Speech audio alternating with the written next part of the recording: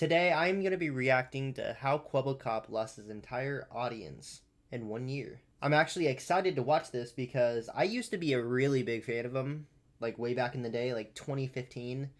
That's actually like basically when I started watching YouTube.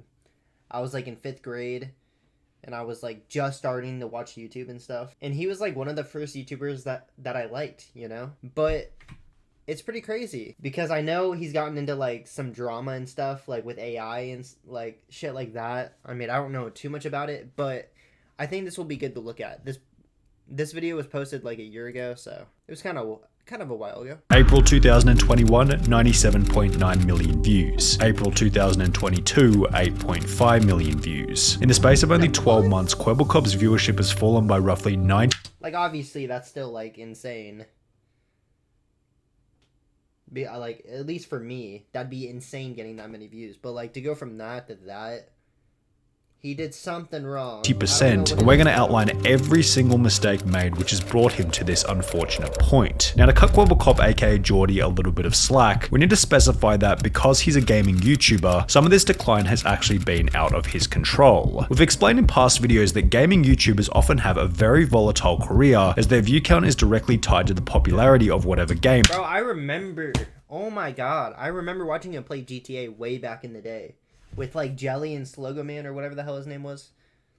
Bro, those were the days. I like didn't even play that much GTA either. Like I played a little bit, but like I don't know why. I just loved watching his videos and stuff. And I like watching his like vlogs and stuff. It's pretty crazy to see this though. They happen to be playing. We can see this trend when looking. That looks like a newer video though. Way newer, I'm pretty sure. Of whatever game they happen to be playing. We can see this trend when looking at Kwebbelkop's best month ever back in August 2019, when his channel would achieve a monthly viewership of... Bro, that's at least 166,000. I was about to say money. $166,000. I mean, at least. And I'm pretty sure he's family friendly too. So that just even fucking skyrockets. Bro, he probably made at least like a few $100,000 here. That's crazy. That's crazy. 166 million. At the time, Minecraft was coming back into the mainstream, bolstering Kwebbelkop's content, whilst Fortnite was still in its prime YouTuber phase, giving him countless opportunities for fresh new videos. Since Geordie had no control over the popularity of these games, you might go ahead and call this an element of luck. However, almost everything else which was bringing in these 166 million views had been a result of Kwebbelkop's actions. For example, Geordie was a master at collaborating with other YouTubers. I'm a YouTuber. I want to know more YouTubers. I want to get to know all the YouTubers. I want my friends to be YouTubers or people that are doing similar stuff. This became most evident after forming a YouTube trio known as Robust, which included Kwebbelkop alongside two other familiar faces, Jelly and Slogo Man. Kwebbelkop explained that his first viral video with over 40... Oh, I remember this shit. Oh, bro. 10 million views was him, Jelly, and Slogo simply messing around that room and everything, bro. On GTA 5. As their relationship strengthened, a video where Kwebbelkop simply met Jelly in real life for the first time gained over 12 million views. The trio were even picked up by PewDiePie's YouTube network Revel Mode, alongside Markiplier and Jacksepticeye, with the subscriber count of Kwebbelkop, Jelly, and Slogo being the best piece of evidence for the Jelly surpassed him? What? Success they'd find as a trio. In addition to forming the Robust group, Geordie began dating fellow... Bro, and I remember this house too. I think. I'm pretty sure. But yeah, I remember him dating her. That's crazy. YouTuber Azzy Land in 2016, with Azzy herself having a multi-million subscriber count at the time, meaning that they could collaborate on various different, providing further growth for each creator. Yet the overwhelming driver behind Kwebbelkop's extreme viewership was without a doubt his laser focus on the content in combination with an unwavering work ethic. After beginning his channel, Geordie made a commitment to upload one video every single day, which he would continue for a... That's like... Dude, that was the shit back in the day, uploading every single day. Oh my period of over 9 years. 27th of August 2012, I said to myself, I'm never gonna miss a day of upload. 2012?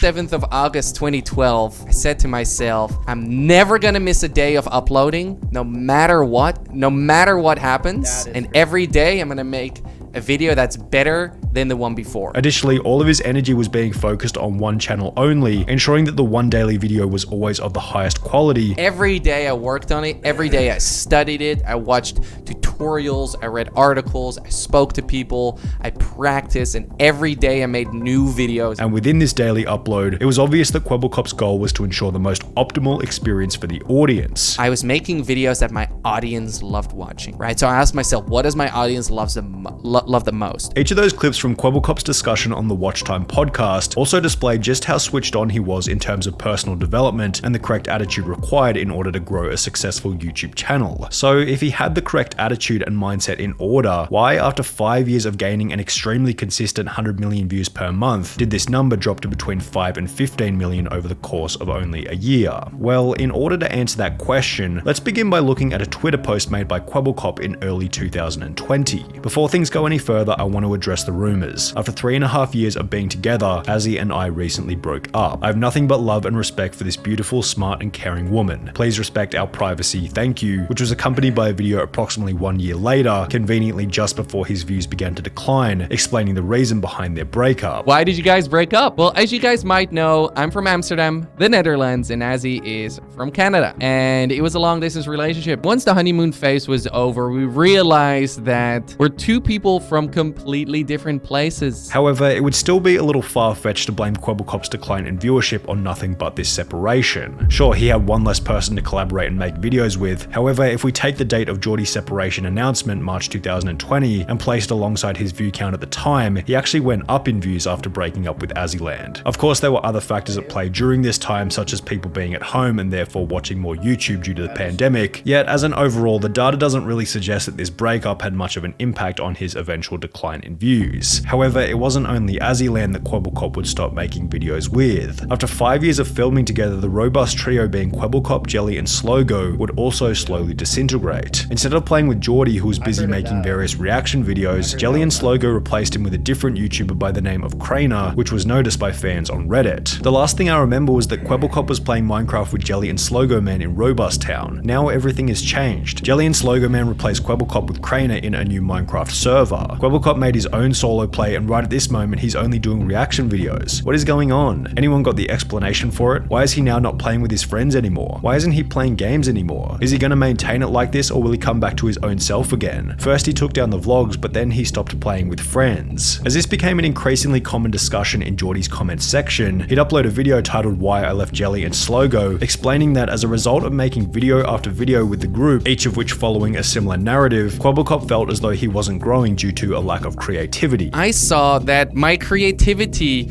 was running out. I was just doing things with the group. I was going into that direction. I realized that I stopped growing as a person and that I just stagnated in life and I was just doing the same thing. Geordie also explained that at around the same point in time, he'd become depressed, which made him feel as though he was holding the group back. I ended up getting a depression, which I've never, ever said anywhere publicly, but it was also holding them back because I couldn't give them the energy that they needed to make these videos good. And as a result, he began to participate in fewer and fewer recordings. It wasn't a clear-cut, bye guys, see you tomorrow, and instead it was me joining less and fewer recordings. From this point onwards, Kwebbelkop was no longer making videos with the group, which had helped him to become so successful in the first place. He then began to collaborate with a new YouTuber going by the name of Tiger, yet this would also end in another bit of drama. Me and Kwebbelkop got into a fight, and after this fight I was pretty much left with nothing. Kwebbelkop found Tiger when he was still a small YouTuber, and while the details aren't public, it seemed as though Kwebbelkop offered guidance and growth to Tiger in exchange for part or full ownership of the channel. I'm like, this guy could be a really big YouTuber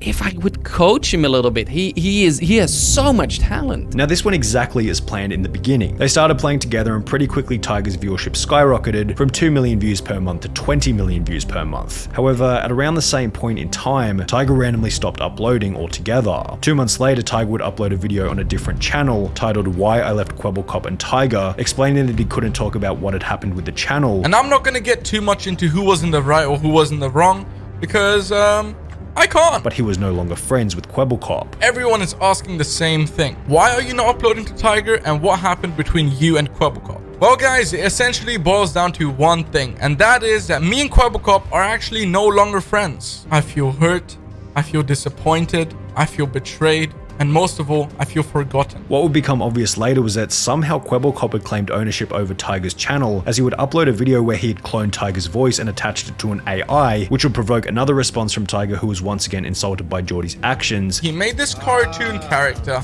loaned my voice, and put it on the Tiger channel. Listen, Geordie, this cartoon version of you might be your best friend, but I'm not your best friend, okay? I'm not even your friend. And after Tiger called him out, Kwebbelkop seemed to panic as he would delete every video featuring the AI Tiger clone. The two would make up on Twitter, with Geordie stating life is too short to have enemies, yet shortly thereafter Kwebbelkop would end their exchange by blocking Tiger on Twitter. But then for some reason, my man decided to block me. But you know what, man? I don't care. What's most interesting about this whole interaction is that it correlates perfectly with the point at which Kwebbelkop's views began to decline rapidly. However, the reason for the impending decline wasn't the drama itself, but rather one discovery made by Geordie throughout the conflict with Tiger, being that he could make an AI character to act as a real person. One of the biggest lessons I've learned in business is that pretty much everything you dream is possible. Cloning yourself, too easy. 4 years ago, I was in the middle of a burnout, made 3 videos per day and streamed 2 to 3 hours per day. I wished I could clone myself, so I did. What Kwebbelkop is referring to in this Twitter thread is a channel he launched 1 month after the drama with Tiger, which posts gaming videos and uses an AI character as the main personality within the videos. Now, there's nothing wrong with anyone beginning a second channel, but when looking at the numbers, it's obvious that this new AI channel going by the name of Blue was seriously fragmenting Geordie's attention on the main channel. It was launched in May 2021 and began to do 4 million views per month instantly, yet if we look at the Kwebbelkop channel, May 2021 was also the point at which his viewership declined from an average of 100 million views per month to 60 million views per month. Kwebbelkop began to celebrate the strides that his AI channel was doing, yet he also seemed completely oblivious to the massive decline that was happening on his main channel. His average monthly viewership was down by 40 million on Kwebbelkop while he was celebrating 4 million views a month on Blue. It was the very definition of the man who chases 2 rabbits catches neither, and this decline on the main channel brought about further changes, which would ultimately make things even worse. Kwebbelkop would upload a video titled My Most Important Video with I Quit in the thumbnail, explaining that he was no longer enjoying YouTube. I'm having a hard time being creative. I'm having a hard time having fun in my job. I'm having a hard time sleep. I'm always worrying about YouTube, always thinking about YouTube. I'm not enjoying it as much as I was before. Before going on to state that after 10 years he was discontinuing the daily uploads. That's why after 10 years of making daily videos, I quit. I quit making daily videos. Kwebbelkop would finish the video by stating that starting from today, he planned on making top quality content that the audience wanted to see. Starting today, from now on, you can expect my next video to be top notch, to be really flipping good, to be exactly what you want to see. Yet the first 3 videos posted in the days that followed were him bragging about his $10,000 dog, then him bragging about his custom orange G-Wagon, then him bragging about his $7.5 million penthouse apartment. Welcome to my $7.5 million penthouse tour. Let's see if this video can hit 100,000 likes. And it's just like, why would you post this, dude? Not only have you stated That's not good. in the past that you apparently don't do YouTube for the money. I don't care about making an extra buck on YouTube. I don't care about the money. I really genuinely do not do YouTube for the money. But do you really think the audience wants to open up the YouTube app and instantly see something that makes them feel inferior to you? Do you think new viewers on your channel want to open up the video section and see one video saying I quit followed by 3 videos talking about how rich you are? You think it's just a coincidence that David Dobrik got cancelled in the same month that he posted his brand new multi-million $1 house to YouTube? When you invite envy into the life of others, you pay for it in ways which you will not expect. The 3 videos felt like nothing more than a validation-seeking exercise which came off as quite insecure. A 2008 study by the Journal of Consumer Research stated that when people feel powerless and out of control, they feel an increased desire to purchase items which convey high status. Further, this increased attraction to high status products stems from a specific inclination to re-establish power, which might explain Kwebbelkop's motive to upload these off-brand videos. Maybe deep down he felt as though he had lost his position of influence, which was certainly plausible because at the time of uploading the videos, his monthly viewership had declined by over 85% from its peak.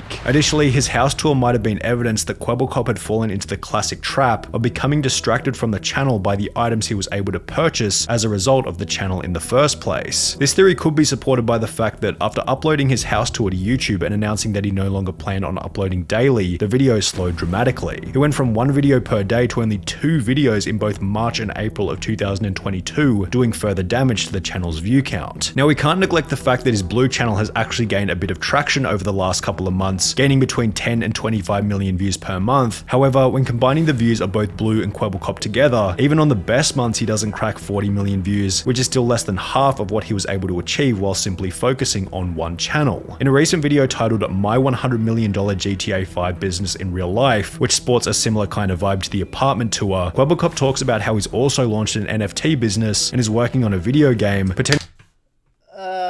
that's always bad. The NFTs, man, that's always, yeah. I wonder if there's actually been a good one, but I just cannot think of any. Because they're all either like scams or just scams. Like, I don't... potentially fracturing his focus from YouTube even further. As mentioned earlier, Kwebbelkop is extremely switched on in terms of how to build and run a successful YouTube channel, although as a whole there are 2 obvious problems that need to be solved. The first problem, which thankfully is relatively easy to fix, is one relating to ego. Geordie, I know how much we as males love to brag. It's written in our DNA to talk endlessly about how good we are, but you have to resist the urge to do so.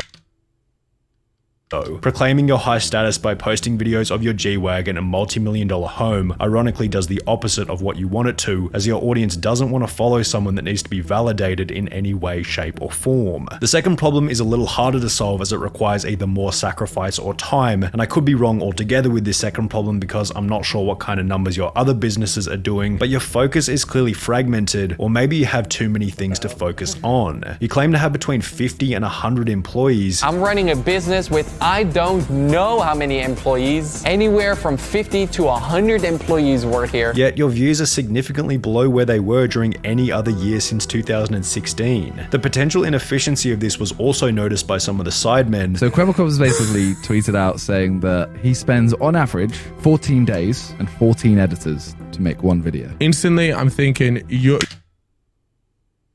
What? your team or your process is incredibly inefficient. And while the 1 step back for 2 steps forward mentality is a great thing to have, something feels off with the numbers. Maybe you're just bragging about employing way more people than you actually do, and if this is the case, it's just another piece of evidence for the previous point. Quit with the bragging. It's not necessary and adds no value to anything at any point in time. When you appeared on the Watch Time podcast with Muselk, one very mature thing that you said was that you appreciate when your YouTuber friends call you out on things. So while I was probably a little bit harsh in this video, hopefully it can provide some genuine tough love feedback about where you can improve going into the future. Damn. I didn't really know like that much of any of that. Wow. Kind of sucks seeing what it, because like he used to be one of my favorite, I mean, no, like my favorite YouTuber, like way back in the day. 2015, 2016, like I don't know. It kind of sucks seeing that.